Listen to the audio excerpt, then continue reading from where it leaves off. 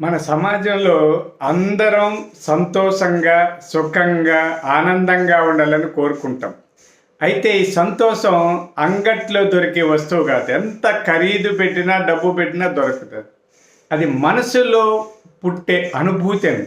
కాబట్టి సుఖం, శాంతి, సంతోషం, సరదాలు ఇవన్నీ కావాలంటే ఒక 7 సూత్రాలు పాటించాలి.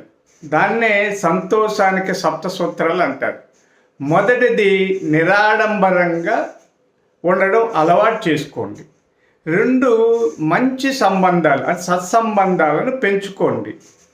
3 ఆరోగ్యంపై అంటే శారీరక మానసిక ఆరోగ్యంపై దృష్టి పెట్టండి.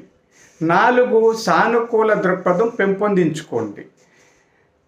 5 మీకు ఇష్టమైన పనులు మాత్రం చేయండి. అనవసరమైన వాటి జోలికి వెళ్ళకండి.